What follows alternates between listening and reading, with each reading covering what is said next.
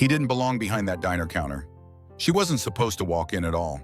But one late shift under the hum of fluorescent lights and the smell of burnt grilled cheese, a tired musician and a guarded single mother found something neither of them expected understanding. For one night, they stopped surviving and started feeling again. The fluorescent lights buzzed softly above, casting a sterile glow over the linoleum floors and red leather booths of Marlowe's diner. The place smelled like coffee that had been brewing too long and fried onions that never fully left the air, no matter how many times someone mopped the floors. The diner was nearly empty except for a pair of truckers sharing bad jokes in the back corner, and Evan Cole wearing an apron 2 sizes too big staring at the ancient cash register like it was judging him. He leaned on the counter, tapping the buttons with mild disapproval. How did people use this thing before touchscreen registers, he muttered. From the kitchen, Marty, the actual cook on duty, called out without looking. The same way people used to play guitars before pedals and auto-tune Sweetheart. With skill, Evan smirked. Fair, but I still don't know how to ring up onion rings without setting off the receipt printer like it's a bomb. He pressed the wrong key and was immediately met with a blaring beep and an endless stream of paper from the register. He ripped it out, stuffing the receipt into the trash. You'll get it, Marty said, flipping a burger with casual expertise.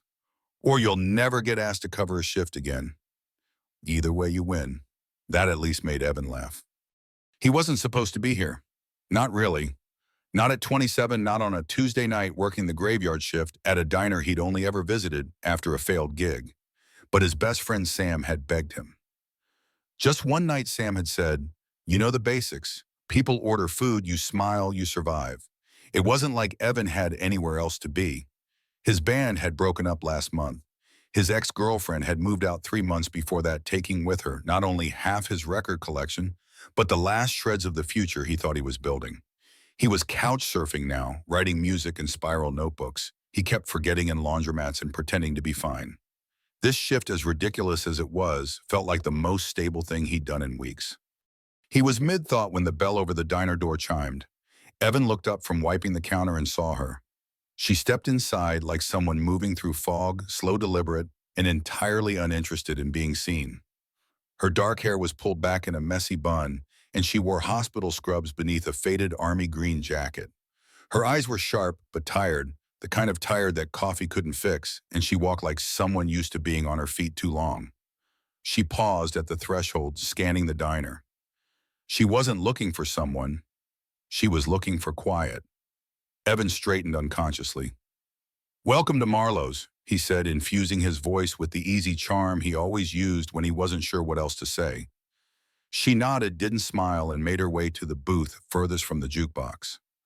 No phone, no bag, just herself, and a sigh that seemed to carry weeks of exhaustion. Evan gave it a few moments before approaching her table with a notepad and a refillable coffee mug in hand. Can I get you something besides a seat as far from me as possible, he asked, arching a brow. That earned him the ghost of a smile. Coffee, she said, black. And grilled cheese if it's edible. I make no promises about the cheese, but the coffee is hot and non-judgmental. She nodded again. That's more than I can say for most things in my life right now. Evan poured her coffee and retreated to the kitchen window, sliding the order to Marty with a low whistle. We've got a real one tonight. Marty glanced through the kitchen pass. Tired woman in scrubs. Yep, Marty nodded. Let her be. That's someone running from something or trying to rest before they go back into the storm. Evan didn't respond. He just kept looking at her. She sipped her coffee like it was the first thing she'd done for herself in days. She stared out the window even though there was nothing to see but the flickering neon sign and rain starting to mist across the pavement. He brought the grilled cheese later. Hope you like your cheese semi-melted and your bread aggressively toasted. She actually smiled. Aggressively, I don't mess around when it comes to carbohydrates. She laughed once, dry in surprise. You always this charming. Only after late shifts, he said. She took a bite. It's edible. Evan placed a hand on his chest dramatically. Be still, my heart. Don't tempt me, she muttered, but her voice had softened. They lapsed into silence for a few minutes. Evan returned to the counter but kept stealing glances. She didn't pull out her phone, didn't look distracted. She just sat there drinking coffee and chewing slowly like every bite was a decision. Eventually, she raised her voice not loudly, but enough for him to hear. "You're not the regular guy, are you?" Evan turned. "Nope, I'm the backup singer in the diner band filling in for the lead." She smirked. "Let me guess. Musician? Busted. You have the look." A little sleep-deprived, a lot of misplaced optimism, and hair that says, "I stopped caring 2 years ago." Evan pretended to wince. "Okay, wow, that felt targeted." "It's a gift," she replied, finally locking eyes with him. "I read people for a living." "Oh yeah, therapist." She shook her head. "Medical lab tech. But you learn things watching people bleed and lie about how they got hurt." There was a beat of silence. "That might be the most poetic thing I've heard all night," Evan said. "I'm not poetic," she replied, "just observant." He moved from behind the counter, crossed the floor, and leaned against the booth across from her. "Mind if I join you?" She looked at him for a long second, like she was measuring weight and worth. Then with a small shrug, she said, "Suit yourself." He slid in, careful not to take up too much space. She watched him with a wry tilt to her head. "Is this how you normally flirt?" she asked. With sarcasm and grilled cheese. "It's worked before," Evan said. "Well, once," she laughed again, this time less guarded. "And how'd that end?" "Let's just say she left with my heart and my best hoodie." "I'm sorry about the hoodie. It was a good hoodie." She smiled again. "It came easier this time." "I'm Evan," he said, extending a hand. She hesitated just a second before shaking it. "Nina. Nice to meet you, Nina." They sipped their coffee in tandem. The diner's jukebox clicked to life, a lazy Sinatra tune spinning softly through the air. Evan chuckled. Of course it's Sinatra. Nothing says lonely like Old Blue. Eyes crooning at midnight? Nina glanced toward the jukebox, then back at him. "At least it's not country. That's what we call bottom of the barrel sad." She laughed softly, looking down at her cup. He tilted his head. "You okay?" Nina blinked, caught off guard by the gentleness in his voice. "I'm fine," she said. "Just needed to not be home for a bit. My son's with his dad tonight, and it's the first quiet I've had in months. I didn't know where else to go." Evan nodded, not pushing. "I'm not used to being alone anymore," she added quietly. "Same," he replied. She looked at him, her gaze suddenly searching. "So why are you here? You don't strike me as the diner type." He smiled. "That obvious." Painfully, he exhaled. "I've been writing songs no one hears, playing to bars where the only applause comes when people finally leave. I used to believe it would all pay off if I kept at it. But now I'm not so sure. You thinking about quitting? I don't know. I guess I'm thinking about what staying in the game is costing me." She nodded slowly. "Yeah, I know that feeling." Their eyes met. Something flickered there, shared fatigue, quiet recognition. "I didn't mean to get all heavy," Evan said, scratching the back of his neck. "It's okay," Nina said. "I think I came here looking for heavy. Something honest." Evan leaned back, a soft smile on his face. "Well, honesty's free. Refills too." They stayed like that for a while, talking. Pausing, talking again, letting the night stretch out in the silence between their words. Two strangers in a diner, neither of them belonged to finding something that felt strangely like belonging. Nina yawned. She looked at him, her expression unreadable. "I should go soon," she said quietly. "But this was nice." Evan nodded. "Yeah, it was." She reached into her jacket, pulled out a few crumpled bills, and placed them on the table. "For the sandwich," she said. "And the sarcasm?" he asked. She gave him a small, tired smile. "That was on the house, right?" He grinned. "Always." She stood, pulling her jacket tighter around her. "Be safe, Nina." "You too, Evan." And just like that, she was gone. Evan stood at the window, watching her walk out into the misty night. For the first time in a long time, he didn't feel like a stranger to himself. And somewhere in the kitchen, Marty called out, "You're a sucker for the sad ones, Cole." Evan just smiled. Maybe, but tonight it felt like the sad ones were worth sticking around for. The rain had picked up, again soft and steady, whispering against the windows of Marlowe's diner, like a familiar lullaby. The night was still deep, still quiet, and Evan Cole was still behind the counter, one hand on a chipped ceramic mug, the other turning over the napkin Nina had left on the table. It wasn't scribbled with a number or a message or a goodbye, just her name in block letters. Simple. It felt deliberate, Nina. He hadn't expected her to come back, but then again, He hadn't expected her at all. The bell over the door chimed again. Evan looked up quickly, more alert than he wanted to admit. It wasn't her. A pair of teenagers stumbled in wet from the rain, laughing too loud when trying to hold a soaked hoodie over the other like an umbrella. He greeted them with the easy charm he kept in his pocket for strangers, but his thoughts stayed with the woman in the green jacket. He didn't even know her last name. By the time the teens had settled with their greasy fries and milkshakes, the rain had slowed again. Marty had disappeared into the back for a smoke break, and the diner felt suspended in time. Evan grabbed his notebook from under the counter. He flipped through the pages, lyrics, half-thoughts, crossed-out verses that sounded too bitter or too vague. He found a clean page, wrote one line, "She ordered quiet with a side of black coffee." He sat with it, let it breathe, then added, "Didn't ask for more, but deserved the whole menu." A beat. I should have said stay. He closed the notebook before he could ruin it or overthink it or pretend it was just another lyric. "Nice lines," a voice said. He looked up sharply. Nina. Same scrubs, different jacket. Her hair was damp from the rain. Her eyes, though tired, were clearer, sharper. "I forgot my peace and quiet," she said. He blinked, stood slowly, a grin forming despite himself. "Well, we were about to throw it out. Glad you came back for it." She stepped inside, fully looking around like she was returning to an old scene. "You still working the one-night shift?" He nodded. "Turns out they liked me, or at least didn't hate me, so I got invited back for an encore." She chuckled softly, walking toward the same booth. "Encore, of course. Everything's a set list to you, huh?" He followed her mug, already in hand. "You want the same?" She nodded. Black coffee and grilled cheese, aggressively toasted. "You remembered," he said over his shoulder as he moved to the counter. "Hard to forget a guy who wears his apron like a cape," she said, smirking. He returned with her coffee, sliding into the booth across from her once again. The familiarity settled between them like a blanket. "So he said rough day or rough life?" "Bit of both," Nina replied, sipping her coffee. "But today was a winner. 3 people yelled at me. One patient passed out, and my ex decided he's now an expert in parenting based on a podcast he heard once." Evan winced. "Yikes. Want me to write a diss track?"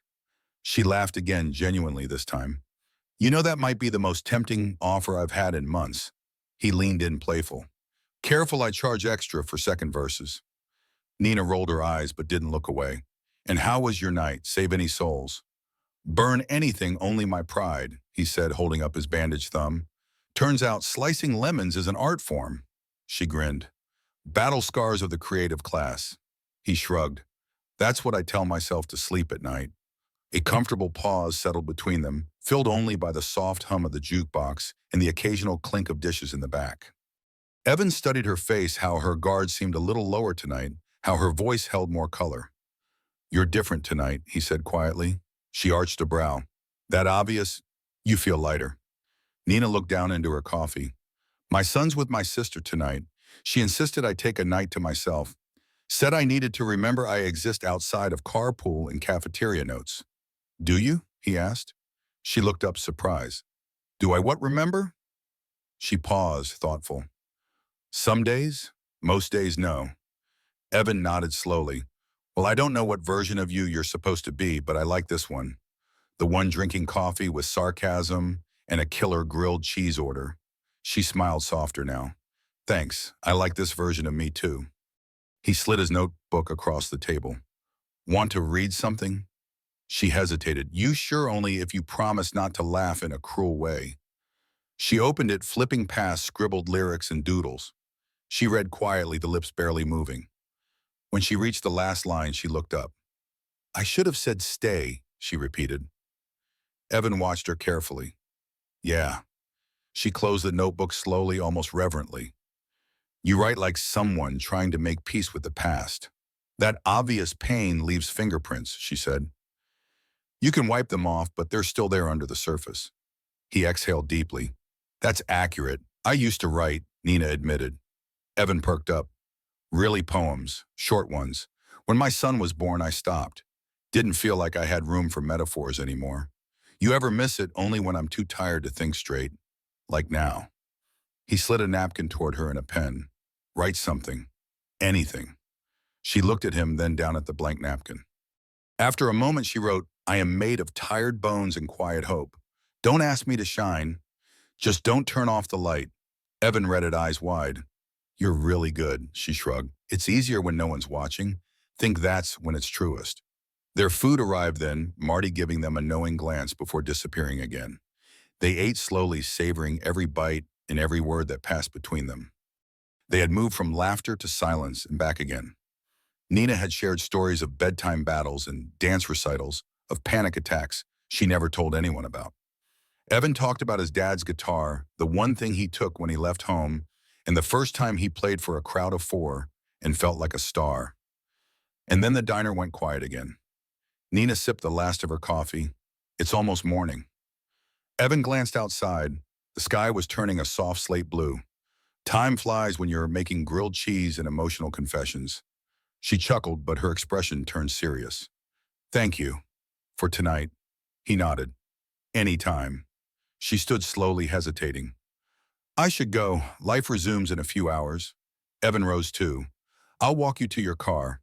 They stepped out into the crisp air mist clinging to the pavement. Her car was parked under the flickering street lamp. She turned to him, hands in her pockets. Maybe I'll come back, if you're working. He smiled. I'll be here, cape and all. She hesitated, then leaned forward, pressing a light kiss to his cheek. Good night, Evan. Good night, Nina. And just like before, she disappeared into the mist. But this time, Evan didn't feel like she was leaving, just pausing.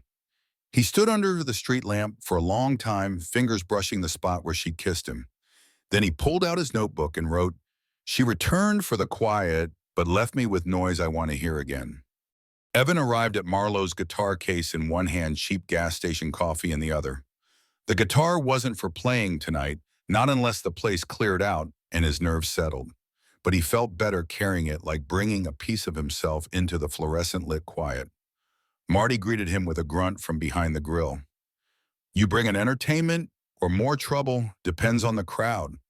Evan grinned, stashing the guitar in the supply closet next to the mop bucket. If I start playing, just throw a rag at me. Marty muttered something about hipsters and walked off. Evan tied on his apron and slid behind the counter, humming to himself as he wiped down the already clean surface. It had been 5 nights since Nina's kiss on the cheek and her vanishing into the dawn. 5 long, oddly bright nights. She hadn't said when she'd be back, and he hadn't asked. But every night he watched the door, hoping it would chime with her silhouette. And tonight it did. Same walk, same quiet gravity. But she wore jeans tonight, a black hoodie, instead of her usual scrubs, and her hair was loose. She looked less tired, still guarded, still stunning. Evan's heart skipped once, then twice. He stepped forward. Thought I hallucinated you last time, he said. She smiled slow and sly. If I was a hallucination, I'd bring better coffee. He laughed. Bold claim, but let's test it. Booth. Or counter booth, she said, walking past him, like she already owned the place. He followed with a pot of coffee. Black. You remember. I remember more than that, he said. She arched a brow. You like your grilled cheese aggressively, toasted your sarcasm dry, and your comfort earned. Nina tilted her head. And what do you like, Evan? He leaned in, voice low. Right now, that you came back. She looked away, then just slightly, like she wasn't ready to be seen all the way through him. It's been a week. I almost didn't come, but you did. She nodded, folding her hands around the mug he placed in front of her. I needed somewhere to go that didn't talk back. This place qualifies. Evan smirked. I talk back plenty. You do. She agreed, sipping, but not in the way that wears me out. He poured a second cup for himself, took the seat across from her, and settled in like it was the most natural thing in the world. So he said, are we going to pretend this is just coffee, or admit we're both looking for something we can't name? Nina stared at him for a long beat. Is that what we're doing? You tell me. She took another sip. You're dangerous, Evan? He leaned back, playful but serious. Why? Because I almost believe you. They sat in that layered silence for a while, the kind that feels like music waiting to be written. Finally, Nina broke it. He texted me today. My ex. Evan's smile faded, his gaze steady. What did he say? That he misses the way things used to be. that he thinks we gave up too soon. And do you... She shook her head slowly. We didn't give up. We grew apart and stopped reaching. That's not surrender, that's erosion. He nodded, absorbing her words. Erosion is slow, quiet, almost invisible until something collapses. Exactly. She looked at him with something like relief. Most people don't get that. I do. Their eyes held again.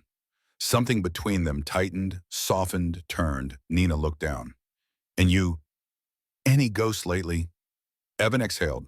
Not the texting kind, but she shows up sometimes in dreams, in songs I never finish. She hurt me. Yeah, but mostly because I let her shape the way I saw myself.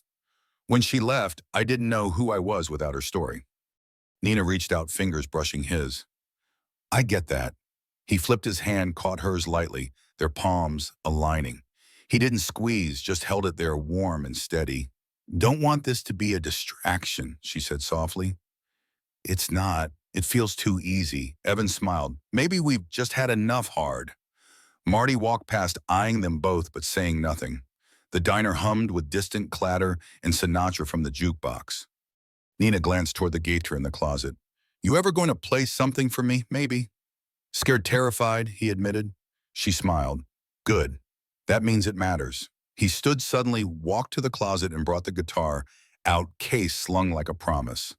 You ask for it, you get it. Deal, she said, settling back with her coffee. Evan perched on the edge of the booth, tuned quickly, and started to play. Soft, raspy chords, the kind that float more than ring. The song wasn't polished, but it was real, about two people meeting in the middle of the night, one tired, one restless. Both unsure, but sitting anyway, staying anyway. Nina didn't move, didn't interrupt, just listened, eyes wide, soft present. When he finished, the diner was quiet enough to hear the air vents whisper. She clapped once soft, then again. That was, she began. He raised an eyebrow. Dangerous, no. She leaned forward. Serious. That was honest. And honesty is rare. Evan smiled, setting the guitar aside. Nina reached for his hand again. You make it easy to be honest. So do you. Outside, the rain had stopped. Inside, two people sat in a diner booth, quietly rewriting the rules they thought life had already finalized. Neither of them said what this was, but both of them knew it was becoming something they didn't want to lose. The diner was quieter than usual, as if even the air had decided to hold its breath. Nina walked in. She didn't hesitate this time, no cautious glances, no slow scan of the booths. She walked straight to her usual spot, slid into the worn red leather, and waited. Evan spotted her the second she came through the door. He'd been scrubbing down the counter, lost in a spiral of lyrics that wouldn't land, but her arrival cut clean through the static. He didn't smile immediately. Something in her posture told him tonight wasn't one for sarcasm. He poured her coffee in silence and brought it over, placing the mug gently in front of her. Black, no sugar, he said softly. Nina offered a tight smile, one that didn't quite reach her eyes. You remember? He slid into the seat across from her. You okay? She didn't answer right away, just stared at the coffee as if willing it to offer more than caffeine. Then, without looking at him, she said, My son asked me if his dad and I ever loved each other. Evan sat still, letting her words hang. I didn't know what to say, she continued. I told him the truth, that we did, that it just stopped being the kind of love that helps people grow. He nodded slowly. That's incredibly honest. It didn't feel like enough. He's 7. You gave him something real. That's more than most kids get. She looked up finally and he saw it, everything she'd been holding back since the first night she walked in. The exhaustion, the fear, the weight. I'm scared, she whispered, of being alone, of screwing him up, of never figuring out how to be whole again. Evan reached across the table, covering her hand with his. You're not broken. You're rebuilding. She blinked hard, nodding, her fingers tightening around his. And what about you? Are you still hiding behind coffee and clever lines? He smirked just a little. Only on days that end in Y. That pulled a soft laugh from her, brief but real. Evan sat back, giving her space.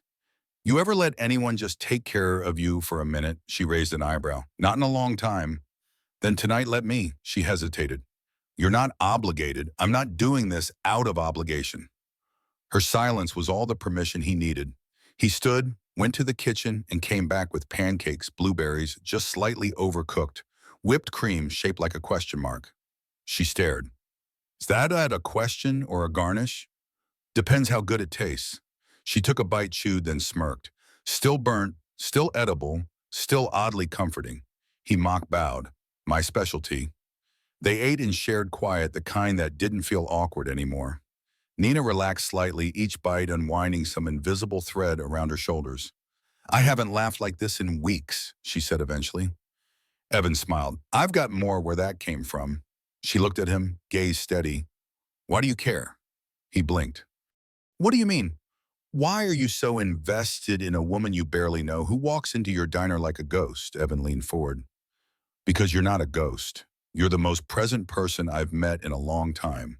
And because I see pieces of myself in you, the parts that are scared but still show up anyway. Nina swallowed hard.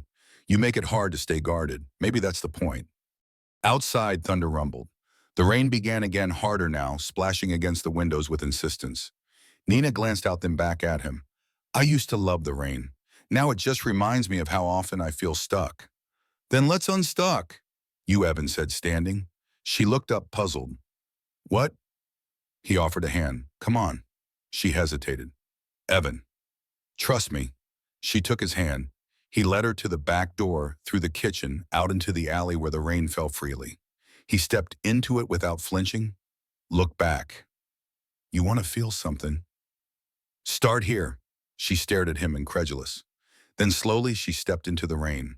They stood there soaked in ridiculous laughing. Nana tilted her face up to the sky, water streaming down her cheeks like cleansing tears. Evan watched her. Better. She nodded. Yeah. Weirdly, yeah. They walked back inside, dripping laughing, breathlessly. Marty didn't say a word, just handed them 2 towels and walked away. Later, wrapped in dry aprons and nursing hot tea, Nina looked at Evan. Thank you for reminding me I'm still allowed to feel good things. He touched her cheek gently. You deserved them. Their eyes held. The space between them felt like a held breath. She leaned in but stopped inches from his lips. I want this, she whispered, but I'm afraid of what it means. So am I, he admitted. But I think we owe it to ourselves to find out. She kissed him then, soft, honest, a promise without words. The rain kept falling, but inside Marlowe's something had broken open, and neither of them wanted to close it again. The rain had stopped by the time Nina slipped out of the booth, her fingertips still warm from where they had pressed lightly against Evan's chest. The kiss hadn't been long or dramatic.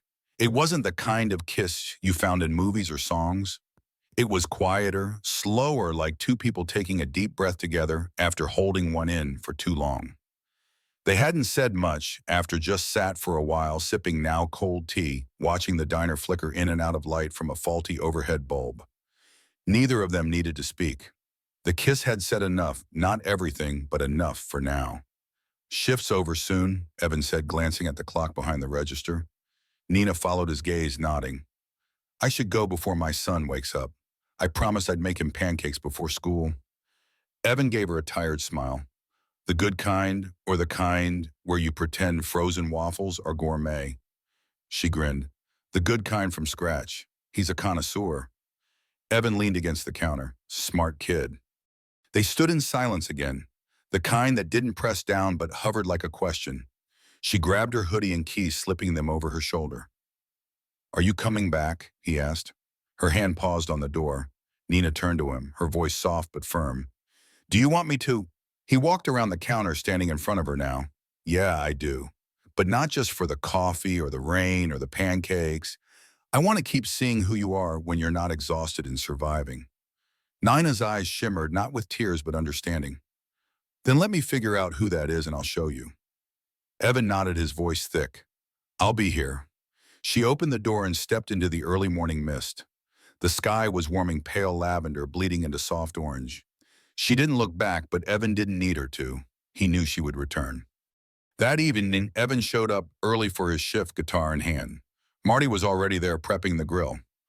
Look at you, the old cook said, smirking, walking in like a man with a purpose. Evan chuckled. Something like that.